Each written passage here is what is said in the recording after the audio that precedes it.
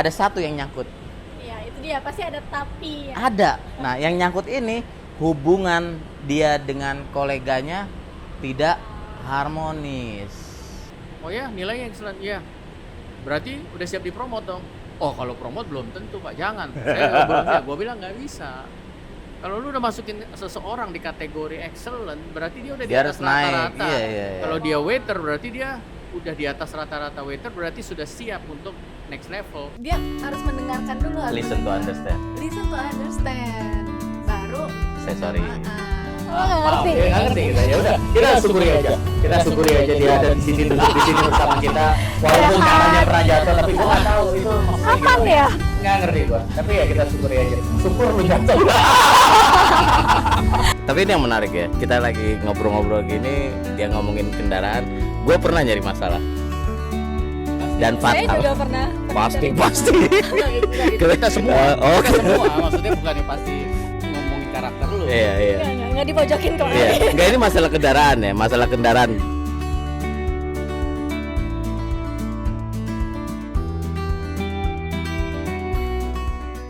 Halo, balik lagi di obrolan 3 jaman. 3 jaman. Zaman bertiga. Tiga-tiganya. Tiga-tiganya beda zaman. Berjaman. Oke, bulan ini topik kita adalah appraisal team. Apa sih Pak appraisal team tuh? Apa tuh appraisal team? What comes in your mind kalau lagi ngomongin Apa yang keluar appraisal di team? pikiran kepala Pak ya. Jeff?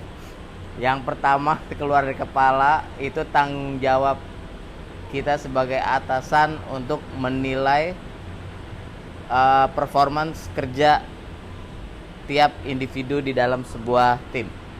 Wow, Ya. Enak nggak tuh kerjaan? Enak. cuman kayak lu begini, kurang ini, lu begini. Iya. Tapi ternyata tidak semudah itu. Menilai. Pak Dani. Ya nggak benar. Ya kira-kira kan garis besarnya kayak gitu. Ya jadi ada orang-orang yang harus dinilai performance-nya. Begitu. Terus kalau penilaian itu ya, itu biasanya kan harus reguler dong. Biasanya berapa? Setiap tahun. Per tahun. Biasanya jadinya. kalau seseorang baru masuk kerja setelah 3 bulan itu ada appraisal. Sekarang masuk kerja kan biasanya apa namanya? Probation. kan? Nah, itu kan harus di-review kan setelah 3 bulan. Kamu berhasil, PR kamu ini gitu loh. Keberhasilan kamu mungkin penyesuaian kamu selama ini cuman saya nilai 40%. Gitu kan. Ada yang wah, 70% kamu udah mulus banget nih masuk ke tim yang ada gitu kan. Itu kan appraisal. Sama. Appraisal biasanya berlangsung di 3 bulan sama di setahun. Tapi appraisal ini ada tingkatan-tingkatannya. Jadi kayak misalnya posisi managerial level tuh dia appraisal cukup sampai level supervisor. Pelan-pelan kalau misalnya biasa sih awal-awal ditemenin supervisor sama manager appraisal si posisi waiter atau entry level. Tapi kalau supervisornya udah ngerti proses appraisal biasanya dikerjain sendiri ya. Sebenarnya secara teknis appraisal itu memang yang paling mudah itu menilai yang tercatat dan terdata. Dalam artian contoh absen itu kan kelihatan tuh dia datang atau enggak, dia telat atau enggak. Kemudian itu biasanya kan ada di appraisal tuh kehadiran. Orang juga kadang ada yang tulis tuh punctuality, attendance. Nah kayak gitu kan biasanya masuk di penilaian. Kemudian yang kedua, biasanya ada juga beberapa perusahaan yang melakukan measurement tuh dari pengembangan atau development. Contoh misalnya si supervisor atau si manajer ini udah punya successor plan nggak? Siapa yang dia develop selama 6 bulan ke depan atau selama 12 ke depan. Kemudian selain development juga ada appraisal tuh dari tingkat kehadiran ketika ada training. Karena kan setiap Jadi macam-macam lah ya. iya macam-macam gitu. Jadi Itu ya sebenarnya yang ada datanya ya. Nah, ada sebuah tantangan sebenarnya yang kalau yang saya hadapi, mungkin juga nanti Pak Dhani bisa bantu juga. Yang saya hadapi itu ada orang yang secara data itu appraisalnya itu excellent. Absennya sejam sebelum absen udah datang. Setiap training udah datang. Development dia ke bawah bagus. Penjualan dia, sales average dia bagus. Ada satu yang nyangkut. Ya itu dia, pasti ada tapi ya. Ada. Nah, yang nyangkut ini hubungan dia dengan koleganya tidak harmonis. Nah, kalau udah nemuin yang kayak gini kan, dia di temen nggak kuat, di koleganya nggak kuat, di timnya nggak kuat, secara relationship, tapi secara performance datanya bagus-bagus semua. Nah, biasanya itu kalau yang nggak tahu nanti Pak Dhani mungkin bisa bantu juga ya. Kalau saya tuh biasa selalu kasih ke mereka, pertama, ini yang lu kuat nih. Lu di sini bagus, di sini bagus, di sini bagus, di sini bagus. Tapi ada yang kurang. Lu harus tingkatin di sini. Lu tetap harus membina hubungan baik ke orang. Karena yang saya sampaikan ini kan opini soalnya. Kalau penyampaiannya salah, bisa si anak tuh jadi demotivasi gitu. Jadi aduh kok yang dilihat malah hubungan gua sama orang lain, tapi hasil-hasil yang udah gua buat tuh nggak di. Kan gua kerja buat perusahaan. Iya, iya. Ngapain gua iniin gitu. Iya. Nah itu sih. Tadi sorry Pak nanya, opini maksudnya gimana ya? Ya, kita kan sering dengar dari si supervisor sebelah yang ngasih tahu anak ini bagus, tapi dia nggak deket sama anak-anak yang lain gitu.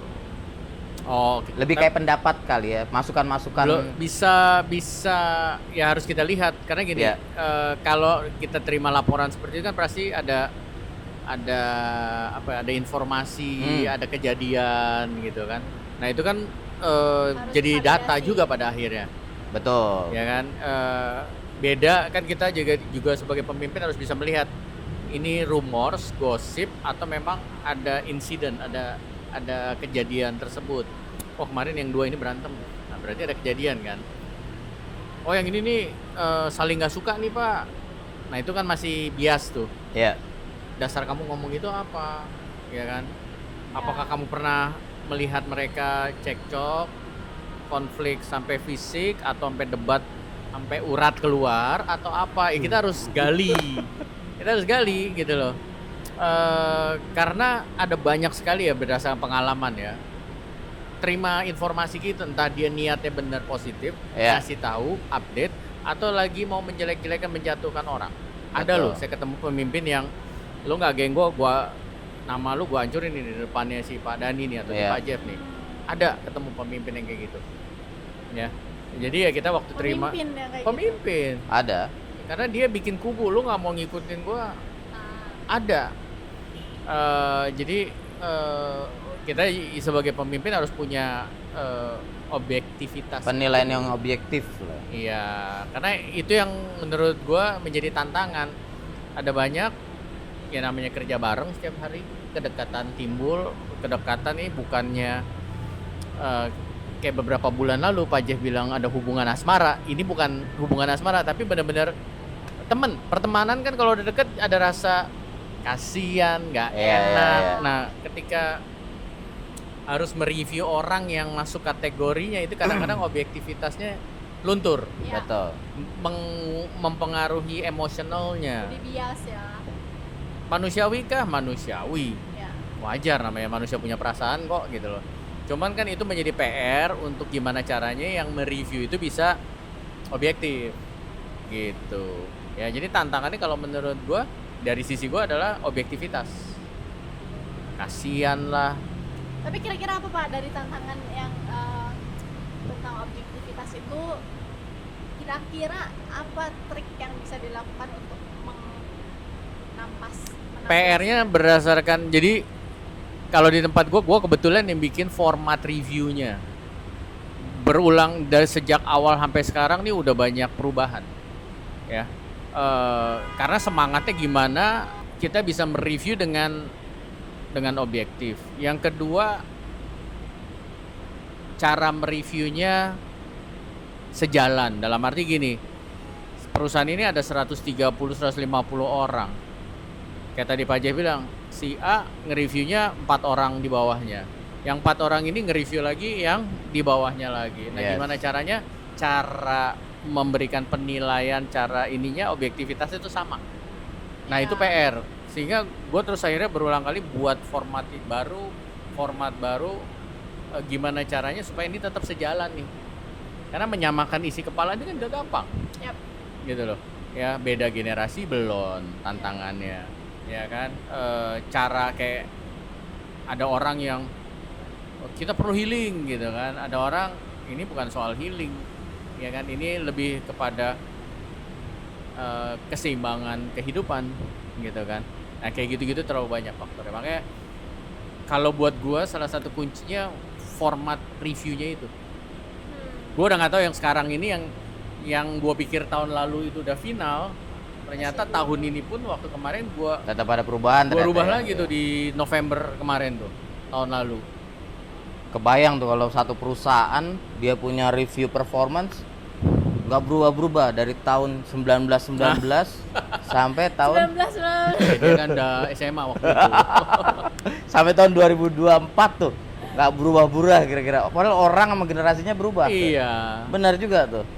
Berarti si format review itu juga mesti di-update. Iya, dulu. benar. Betul, Mesti betul. jalan. Mesti dirubah. Karena gini, jangan sampai lu bikin format demi keren doang.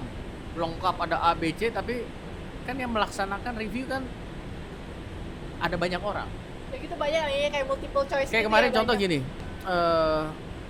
ada satu orang yang kontraknya udah mau habis. Terus sama DPT mau diperpanjang. Terus gue tanya, gimana? Iya Pak, ini patut diperpanjang. Kenapa? Nilainya dia kemarin waktu kamu review apa? Kalau penilaian kan biasanya 3 di tempat gue. Below standard atau growing, sesuai standar, meet expectation, atau above atau excellent lah. Oh dia excellent Pak. Oh ya nilainya excellent ya. Berarti udah siap dipromot dong. Oh kalau promote belum tentu Pak, jangan. Saya belum siap. Gue bilang nggak bisa. Kalau lu udah masukin seseorang di kategori excellent, berarti dia udah di Dia atas harus naik. rata-rata. Iya. Kalau dia waiter, berarti dia udah di atas rata-rata waiter, berarti sudah siap untuk next level. Nah, pemahaman yang itu aja kita harus samakan. Nah, itu kita kerja keras tuh di situ, gimana caranya untuk pemahaman nih gini ya, jangan salah ya. Karena jangan sampai ada satu orang yang 3 tahun berturut-turut, 4 tahun berturut nilainya excellent tapi jabatannya sama. Situ-situ aja. Dia kan akan kejiwaan juga tuh orang. Kalau gua akan kejiwaan, gua excellent terus tapi kok kagak dinaik-naikin nih. Iya kan? Ya, Pasti jadi pertama kali dikasih excellent kayak berharap iya dong, gitu, wah gua udah keren nih, udah promote. bagus kan, pasti manusiawi lagi itu kan. Tahun depannya lagi present lebih excellent lagi, tapi Excellent kenapa gue lagi. belum dipromot gitu. Bilang, ada nggak sih di atas excellent? Ya ada deh. Apa sih kriteria Ada di yang Apa sih? Jadi akhirnya begitu kan. Ya tapi begitu dia mungkin pindah tempat kerja lain, belum tentu juga dia dapatkan posisi tersebut. Jadi kejiwaannya akan terganggu nggak? Pastilah. Gitu loh. Nah makanya itu bukan suatu hal yang mudah nih appraisal nih. Ya, jadi jangan dianggap enteng. Orang yang mau mereview, memberikan appraisal harus dipersiapkan juga. Itu poin penting juga soalnya. Nah, kalau itu kan tadi tantangan Pak Dhani udah jelasin. Kalau Pak Jeff ada tantangan yang lain ya yang dihadapi? Tantangan sama ya. Appraisal tingkat objektivitasnya yang penting ya. Tapi di sini yang saya garis bawahi tadi kan udah dibahas tuh ya, informasi juga tetap harus dilihat dasarnya apa. Terus yang objektif itu tetap harus dipegang ya, kayak data-data yang udah jelas ada tuh seperti absen tuh harus tetap dipegang. Ya. Terus yang ketiga tuh tantangannya ini yang saya lihat ya terjadi itu semakin sulit orang melakukan appraisal tuh one on one. Kayak Kenapa Pak? you look at me, I look at you, nah tuh. Jadi ada tantangan yang Apakah Anda yakin itu appraisal? Enggak, itu maksudnya. jadi appraisal juga nggak boleh nih, Van, duduk berdampingan tuh nggak boleh gitu loh. Tetap you look at me, I look at you. Nah ini juga tantangan yang Itu besar. bukan Jadi dinner date ya kalau gitu. apa? Enggak serius. Ada beberapa pandangan soal itu sih. Iya, nanti lurusin aja. Iya, iya. Jadi ada satu metode yang sampai saat ini juga terjadi di beberapa tempat ya, tapi saya belum menyetujui hal ini. Saya belum berpikir kalau menurut konsep berpikir saya itu adalah hal yang benar. Jadi ada juga satu metode tuh yang appraisal tuh tidak ngomong langsung, tapi dia kasih lembar appraisalnya. Coba nilai penilaian kamu, performance kamu selama setahun ini seperti apa gitu. Ada. Jadi si penilai itu dia nyoret sendiri. Oh, saya udah menurut punctuality saya segini, attendance saya segini, terus tingkat development saya ini, self development saya segini, motivasi saya segini gitu. Ya nggak tahu ini bener atau enggak ya. Tapi kalau menurut saya sih, menurut gua tuh lebih akan terasa benar. Saya apa gua nih yang benar dong? Gua. Apa? Oh, gua.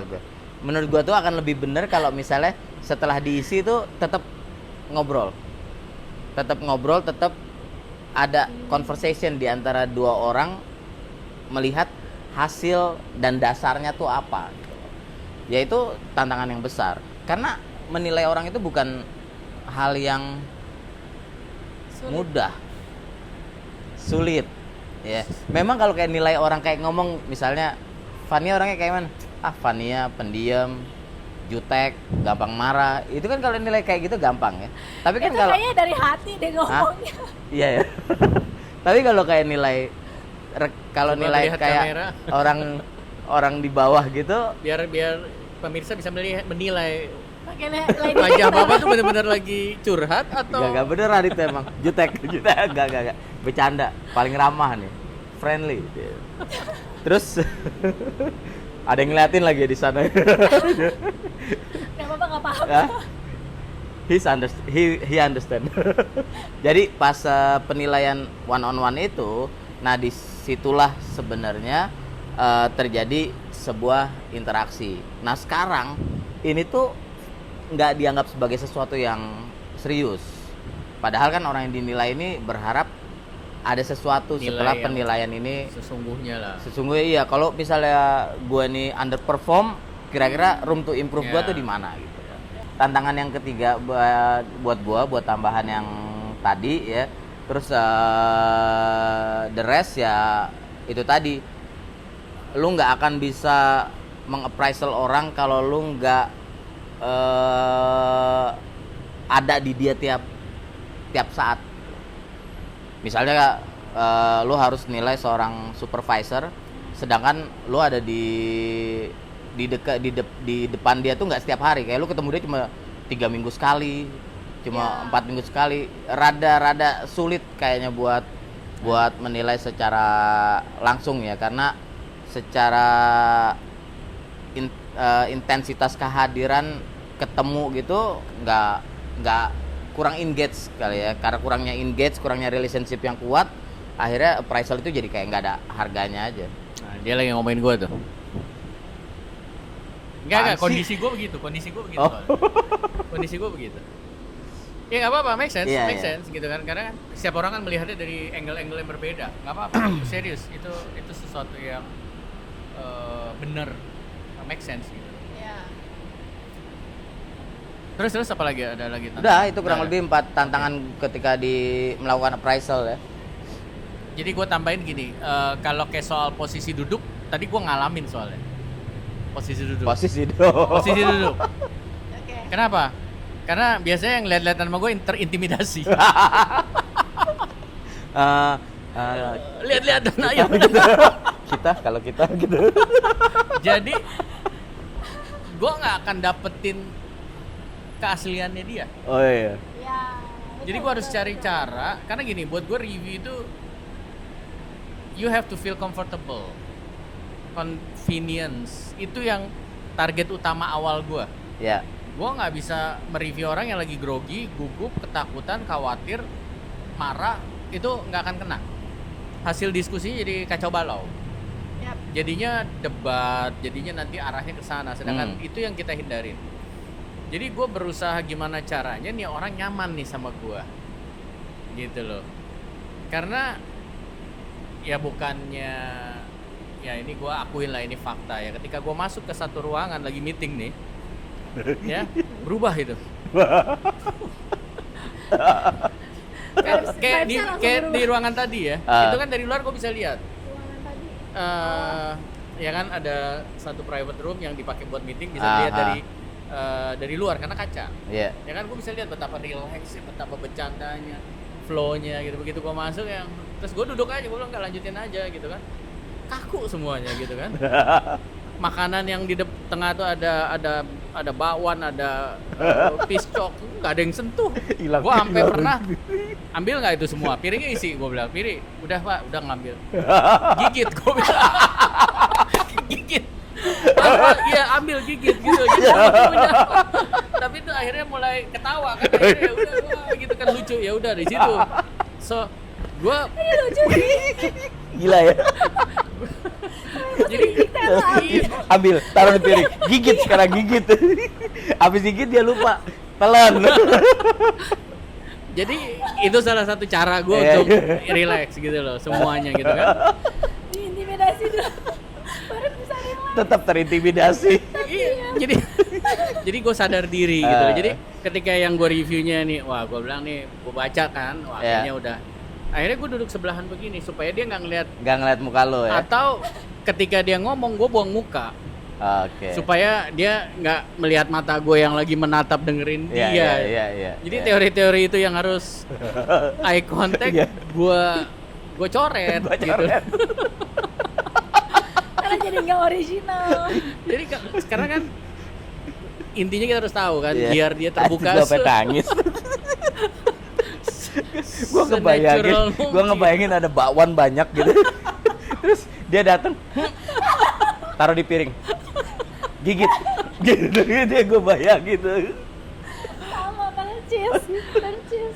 Oke, ya itu baru posisi duduk. Iya, Ya iya, kan? iya. Jadi, tapi ya poinnya kan intinya kan supaya keterbukaannya ada, Yes. gitu loh.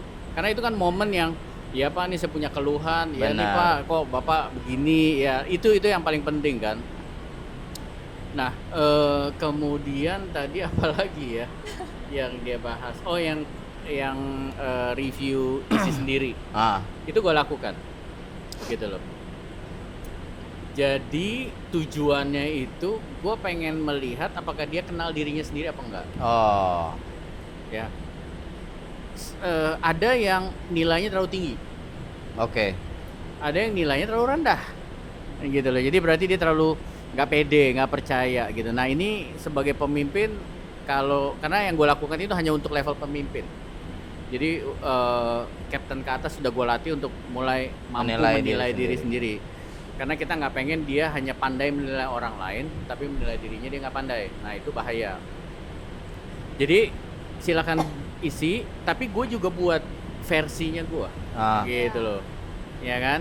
Ada kalanya gue harus mengakui penilaian dirinya dia. Oh iya bener juga ya, nah gue rubah, gitu kan? oh berarti ada dua versi penilaian ya, saya. jadi gue bisa kasih lihat ini penilaian Ah. gue, lo ngisinya misalkan didn't meet expectation. Kalau buat gue meet expectation, coba penjelasan lo apa, gitu. Terus penjelasan gue ini, gitu loh. Jadi ini bukan momen penghakiman, Iya, iya. ini diskusi, harus dibawa ke arah sana. Walaupun Ya. diskusinya gue adalah atasan dia yang menilai dia, gitu loh. Nah ini harus digarisbawahi itu, bukan momen penghakiman. Iya. Discussion. Iya, Discussion. itu Ya. sebabnya kalau review itu jauh-jauh hari udah gue kasih tahu Senin depan ya. Ya, Jadi kenapa? Jadi dia bisa mempersiapkan mental dia. ya. Kalau bisa, duduk yuk, gue mau review lu. Wah Maksudnya, itu orang aduh, buyar, kebuangan langsung. buyar, Belum sempat pakai pampers lah gitu. buyar. Nggak fair buat dia, Ya. gitu loh. Setuju. Ya. Tetap harus disediain, dikasih tahu waktu range Iya. kapan ya. Dan gue kasih tahu tujuan kenapa lu menilai diri sendiri, karena gue pengen melihat bagaimana lu menilai diri lu. Karena gue buka abis-abisan, gue nggak mau lu jadi orang yang pandai nilai orang, komen ke orang tapi nggak sadar, nggak ngaca, kira-kira begitu, bahasa kasar sekali tuh ya. Nah terus yang terakhir tadi yang tiap 2-3 minggu sekali. Jadi gini, makanya gue concern sekali dengan format reviewnya, gimana caranya supaya fair, Ah, ya kan? Contoh, jadi pada saat seseorang pemimpin di hire itu biasanya hanya 3 yang dituntut. Leadershipnya, Iya. kemampuan dia mendevelop, sama hasilnya. Itu aja. Ya. Lu mau perusahaan gede kecil pasti balik-baliknya ketiga. Kepemimpinan lu gimana? Ya, terhadap perusahaan. Kalau mau di breakdown bisa. Soalnya yang gua breakdown lagi. Kepemimpinan lu terhadap organisasi ini gimana? Terhadap diri lu sendiri gimana? Bisa nggak lu memimpin diri lu sendiri? Yang ketiga sama ke orang lain. Ya. Kalau misalkan dia posisinya GM, bagaimana dia memimpin organisasi ini ke arah target-target visi misi perusahaan, gitu loh, ya. Bagaimana dia, yang kedua kalau others itu kemampuan dia memimpin orang-orang yang ada di timnya. Yang ketiga kemampuan dia memimpin dirinya dia sendiri, gitu. Jadi itu leadershipnya, itu yang gue nilai. Develop, misalkan dia jadi manajer, jadi di departemen ini. Development apa aja selama 1 tahun terakhir yang lo lakukan? Ada nggak yang lo improve di sini?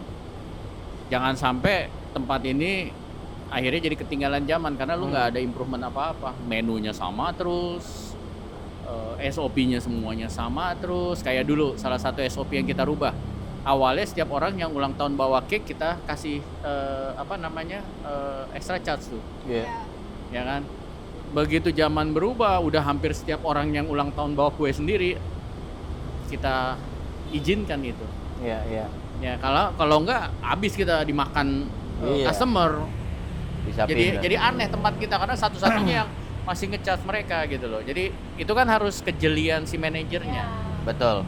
Ya, nah itu development ke organisasi. Ke orang-orang yang dia pimpin ada nggak yang dia develop? Nggak ada. Parah nilai lo, ya. Yang terakhir diri lo sendiri lo develop nggak? Kalau ternyata nggak ada, ya nilainya berpengaruh. Nah yang terakhir lo jago mimpin, lo jago develop, tapi hasil nggak ada. Setiap target nggak ada yang tercapai, food cost-nya dikasih target segini lewat terus, revenue-nya, jumlah tamunya, average spend-nya, ya lu boleh ngomong banyak cincong tapi kalau resultnya nggak ada ya nilai pengaruh. Nah itu fair tuh kalau di situ kan.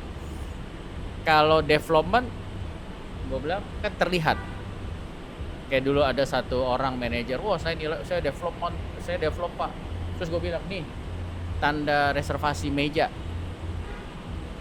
tahu kan ini? Tahu pak, ini sejak kapan ada di sini? Iya. Wah saya nggak tahu, saya kasih tahu ke kamu, ini sejak 2011 kita buka tempat, ini gua yang usul gua, sampai hari ini 2002 berapa masih sama, gua bilang. Habis itu dia bilang, Pak semuanya under standar aja nggak apa-apa. Gak usah diterusin dah Pak ya, udah dari situ udah semua salah. Iya waktu kita buka kan kita idenya keluar semua, masa sampai sekarang ya itu maksudnya development benar. Gitu kan. Itu kalau di sisi di restoran, kalau di menu kan otomatis ya ada menu baru apa lagi yang lo keluarin, jagoan baru lagi segala macem ya. Jadi ya kayak begitu nggak jadi debat kusir karena ada faktanya. Bener. Gitu loh. Kalau secara angka kayak tadi juga ada faktanya, target segini, year end-nya segini, oh di bawah, food cost-nya, beverage cost. Jadi walaupun kita datangnya 2 kali dalam sebulan, kita fair sama mereka karena yang gue nilai ininya pak, poin-poin itu ya kan. Jadi memang nggak day to day, tetapi ada juga yang memang yang masih masuk ke perdebatan gini, yang setiap hari masuk ini kan gaya dia memimpin itu kan akan menjadi culture di tempat tersebut. Iya. Ya ada hal-hal yang dilakukan karyawannya kalau bukan sebagai kebiasaan yang dia lakukan, itu kan berarti sudah day to day terjadi. Jadi kayak contohnya gini, gue udah pernah tegur, kalau orang pesen nasi goreng jangan ditanya mau pedes apa enggak, mau pedes banget atau gimana pak. Gue bilang itu jangan dijadikan budaya. Bapak mau pesen apa, mau coba nasi goreng, nasi campur, oh saya nasi goreng aja. Oke Pak, nasi goreng, catat aja udah terima, jangan ditawarin apa-apa lagi ya. Nah ini culture yang kita mau bangun. Aglio olio kita pakai udang di menu, tapi begitu tamu pesen aglio olio, waktu itu gua mesen, toto ditanya bapak mau pakai ayam, mau pakai udang, gua kaget gitu kan. Emang dirubah menu? Oh enggak pak, iya mungkin aja bapak pengen. Gua bilang aduh please jangan diganti-ganti. Nah ternyata itu diizinkan sama day to day manajernya. Oh. Nah itu yang maksud gue, jadi culture yang gue bilang jangan deh, jangan. Bukannya salah, tetapi pasti kan ada alasannya kenapa gue ngomong Iya. begini, Iya. gitu loh. Ya. Oke, Jadi kayak gitu-gitulah. udah sih Oke. kesimpulan.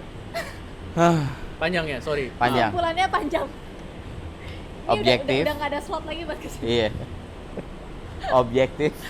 Ya Waktu terakhir mungkin, yang di ya range. kan? Ya. Memang nggak gampang, tadi setuju Pak Jeff bilang appraisal. Karena apa? Yang kita harus jaga adalah hubungannya juga. Ya. Jangan sampai dia sakit hati, Yap. Setelah akhirnya hubungannya appraisal. rusak. Yap. Padahal kita masih kerja lagi sama-sama besok, Betul. gitu loh. Ya. Ya jadi kalau dari gua kesimpulannya objektif, jadi tantangan tapi bukan berarti nggak bisa. Ya yang kedua, utamakan hubungannya. Ya. Dah, tinggal tambahin time. Appraisal juga dinamis. Pasti akan ada perubahan-perubahan dan makin tiap job grade juga berbeda-beda. Nggak bisa disamain. Oke. Dadah. That's it for this episode. Thank you. Thank you.